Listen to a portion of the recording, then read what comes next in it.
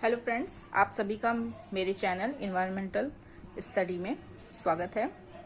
मैं खुशबू गुप्ता आज आप सभी के साथ सीटेट का फर्स्ट पेपर जो कि दिसंबर 2019 को हुआ था उसका बाल विकास एवं शिक्षा शास्त्र सॉल्व करूंगी, जिसका मैंने फर्स्ट वीडियो बनाया जिसमें 1 to 15 क्वेश्चन मैंने डाल दिए हैं। नेक्स्ट में है ये, आज मैं 15 to 30 क्वेश्चन इसका सॉल्व करूंगी, जिसमें मेरा पहला क्वेश्चन ये है, शिक्षक बच्चों की जटिल अवधारणाओं की समझ को किस प्रकार सहज कर सकते हैं। मतलब शिक्षक जो होते हैं वो बच्चों की जटिल अवधारणा को किस तरीके से सहज कर सकते हैं, अर्थात किस तरीके से समझ सकते हैं। जिसका फर्स्ट ऑप्शन है प्रतियोगात्मक अवसरों की व्यवस्था करा के, मतलब कि प्रतियोगिताएं करवा करके बच्चों की जटिल अवधारणाओं को वो समझ सकते हैं। सेकंड है बार बार यांत्रिक अभ्यास के द्वारा बार बार उस चीज को रिपीट करवा करके। थर्ड है अन्वेषण एवं परिचर्चा के लिए अवसर उपलब्ध करवा के, मतलब बच्चों को ये अपॉर्चुनिटीज देना और उसको परिचर्चा मतलब बार बार उस चीज को वो डिस्कस करे जिसके अनुसार वो अवसर को उपलब्ध करा के। फोर्थ है एक व्याख्यान दे करके, एक लेक्चर दे करके। तो फिर मैं इस क्वेश्चन को रिपीट करूंगी, जिसमें ये है शिक्षक बच्चों की जटिल अवधारणाओं की समझ को किस प्रकार से सहज कर सकते हैं। मतलब उनकी जटिल अवधारणा की यहाँ पे बात हो रही है, जटिल अवधारणा की, इसलिए इसका थर्ड ऑप्शन सही होगा, क्योंकि यहाँ पे अन्वेषण एवं परिचर्चा के लिए अवसर उपलब्ध करा के। अन्वेषण का मतलब हो गया कि उन्हें वो अपॉर्चुनिटीज देना, और परिचर्चा मतलब बार बार उस चीज को एक्सप्लोरेशन और डिस्कशन पर क्या कहते हैं उपलब्ध करा करके अवसर ज्यादा से ज्यादा बच्चों को उपलब्ध कराएं, इसलिए इसका थर्ड ऑप्शन सही होगा। सेकंड क्वेश्चन पर आते हैं, जिसमें है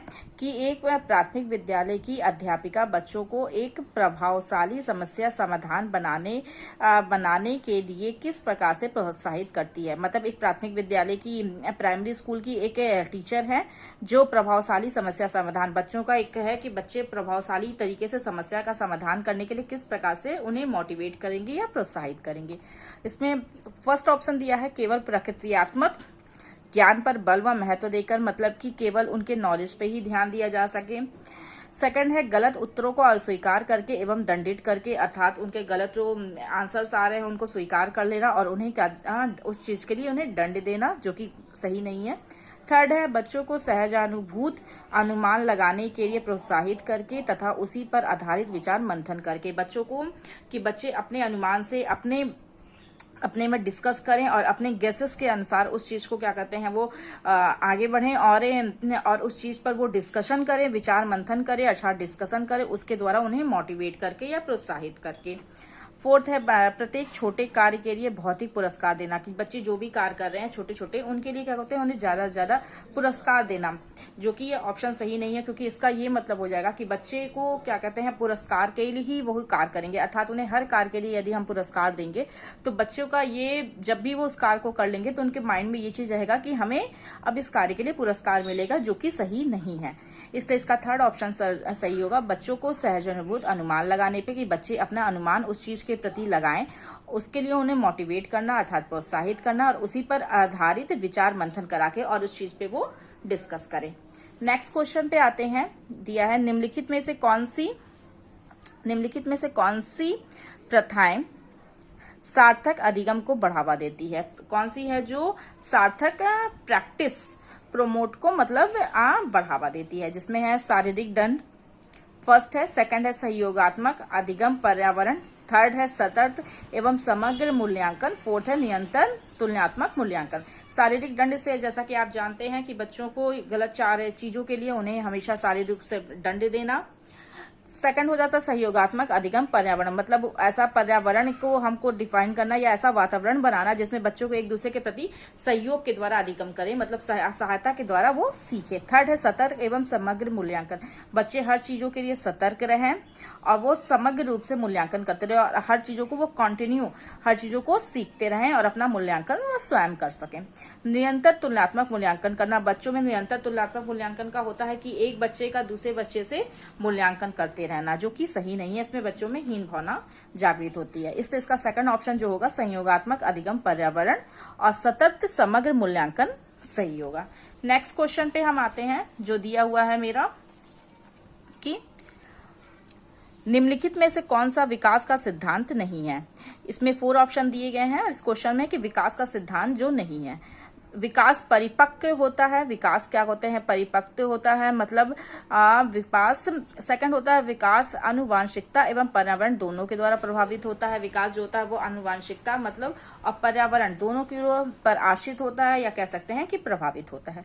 सेकंड होता है विकास सार्वभौमिक होता है, मतलब विकास हमेशा सार्वभौमिक होता है, जो इसकी जो क्रिया है वो चलती रहती है तथा सांस्कृतिक संदर्भ में से प्रभावित नहीं कर सकते हैं। विकास का संस्कृति से इसका कोई भी लेना नहीं होता है।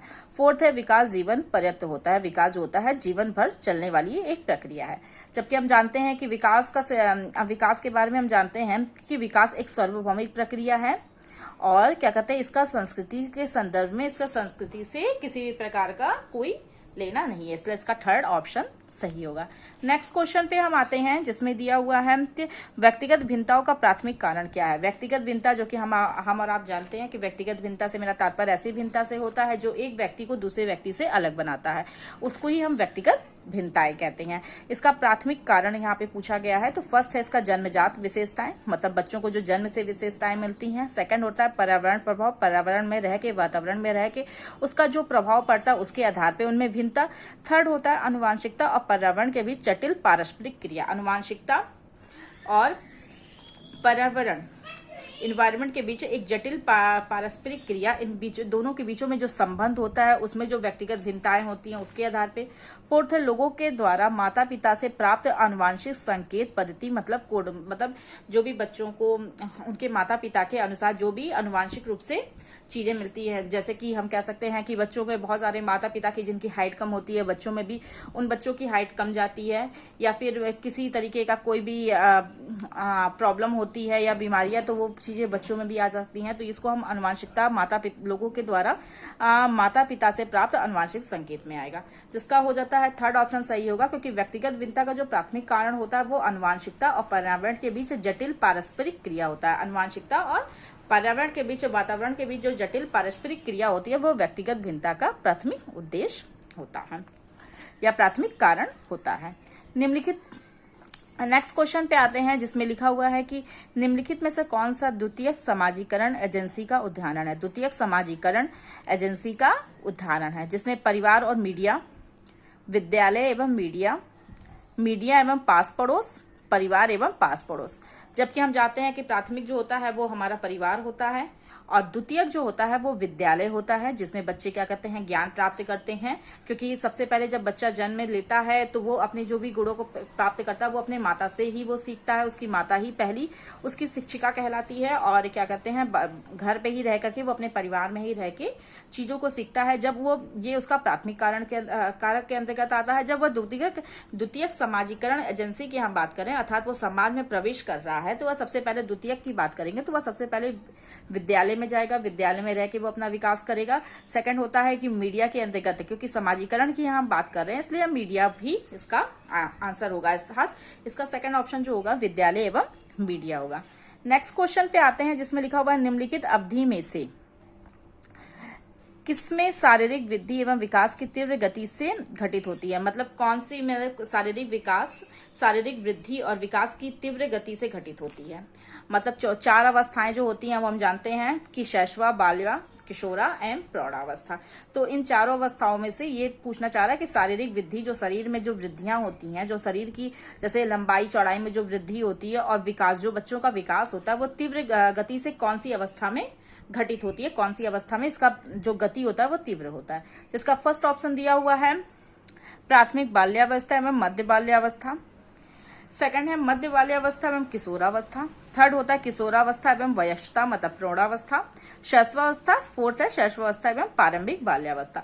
तो शारीरिक वृद्धि और विकास जो होता है वो हम हमेशा जानते हैं कि शैशवावस्था जब बच्चे जन्म लेते हैं तो वह शैशवावस्था में जो होता है, शैशवावस्था से प्रारंभिक बाल्यावस्था में जब बच्चे जाते हैं तो वह विकास की गति जो होती है और वृद्धि की गति जो होती है वो और अवस्थाओं के प्रति तीव्र रूप से घटित होती है। नेक्स्ट क्वेश्चन पे हम आते हैं जिसमें निम्नलिखित में से कौन सा लारेंस कोलर वर्ग के द्वारा प्रस्तावित नैतिक विकास की एक अवधारणा है। नैतिक विकास की एक अवधारणा है जिसमें है सामाजिक अनुबंधन अभिविन्यास, मूर्त संक्रियात्मक अवस्था, उद्योग बनाम अधीनता अवस्था और प्रस्तुति अवस्था। जिसमें हो जाएगा कि नैतिक विकास की एक अवस्था की बात कर रहे हैं तो यहाँ पे हो जाएगा सामाजिक अनुबंधन अभिविन्यास। फर्स्ट ऑप्शन इसका सही होगा। नेक्स्ट क्वेश्चन में आते हैं कि कक्षा में परिचर्चा के दौरान एक शिक्षक प्रायः लड़कियों की तुलना में लड़कों पर अधिक ध्यान देता है, इसका क्या उदाहरण है? मतलब एक विद्यालय में या एक शिक्षक जो होता है वो क्या करते हैं, कक्षा में जब बालक और बालिकाओं को साथ में पढ़ा रहा है तो वो जो भी प्रश्न पूछ रहा है या जो भी चीजों को समझा रहा है वह लड़कियों की अपेक्षा लड़कों पर विशेष ध्यान दे रहा है। तो इसका जो उदाहरण होगा, ये 4 ऑप्शन दिए हैं। फर्स्ट है जेंडर पहचान, जो कि नहीं होगा क्योंकि यहाँ पे जेंडर की हम पहचान करें अर्थात उसके लिंग की पहचान करें कि वो लड़का है कि लड़की है, जो कि गलत है, ये ऑप्शन नहीं होगा। सेकंड है जेंडर संबद्धता, जेंडर में क्या कहते हैं एक संबंध वाला। जेंडर समरूपता। फोर्थ है जेंडर पक्षपात, जेंडर में हम क्या कहते हैं पक्षपात कर रहे हैं कि अर्थात लड़कियों की अपेक्षा लड़कों को अधिक महत्व दे रहा है ये शिक्षक, इसलिए इसका जेंडर पक्षपात जो होगा ऑप्शन सही होगा। नेक्स्ट क्वेश्चन पे आते हैं, वहां पे है बच्चों में जेंडर रूढ़िवादिता एवं जेंडर भूमिका के अनुरूप को कम करने के लिए निम्नलिखित में से कौन सी पद्धति प्रभावशाली है? जेंडर रूढ़िवादिता और जेंडर भूमिका के अनुरूप को कम करने के लिए बच्चों में क्या कहते हैं जेंडर को लेकर के सही धारणाओं को विकसित करने के लिए कौन सी पद्धति है? जेंडर विशिष्ट भूमिकाओं को महत्व देना, जो कि गलत है। सेकंड है जेंडर पृथक खेल समूह बनाना, अर्थात मतलब कि लड़कियों के लिए अलग गेम्स खेलना, लड़कियों के लिए अलग होता, लड़कों के लिए अलग होना। जैसे कि लड़कियों के लिए गुड़िया हो गया या फिर इस तरीके के खिलौने जो लड़कियां मतलब खेल सके, और लड़कों के लिए बैट बॉल या क्रिकेट वगैरह का गेम्स को अलग अलग डिफाइन करना, जो कि गलत है। थर्ड है जेंडर पृथक बैठने की व्यवस्था करना, मतलब लड़कियों को अलग और लड़कों को अलग बैठाना।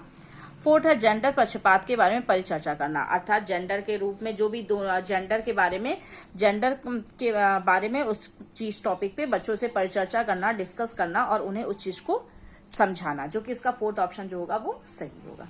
नेक्स्ट क्वेश्चन पे आते हैं जिसमें है निम्नलिखित में से कौन सा मनोवैज्ञानिक ने बच्चों को ज्ञान के सक्रिय जिज्ञासु के रूप में देखते हुए उनके चिंतन पर सामाजिक एवं सांस्कृतिक विषय वस्तु के प्रभाव को महत्व दिया है? मतलब निम्नलिखित में से किस मनोवैज्ञानिक ने बच्चों के ज्ञान के सक्रिय जिज्ञासु के रूप में देखते हुए, बच्चों को सक्रिय जिज्ञासु मतलब बच्चे जो है वो सक्रिय रूप से जिज्ञासु अर्थात सीखने के लिए तत्पर हैं, चिंतन पर सामाजिक एवं सांस्कृतिक विषय वस्तु के प्रभाव को महत्व दिया है? लेव वाइगोस्की जो है वो क्या कहते हैं बच्चों के सामाजिक और सांस्कृतिक विषय पर महत्व दिए हैं। ये क्वेश्चन हर बार एग्जाम में पूछता है, इसका ऑप्शन जो होगा फर्स्ट ऑप्शन सही होगा।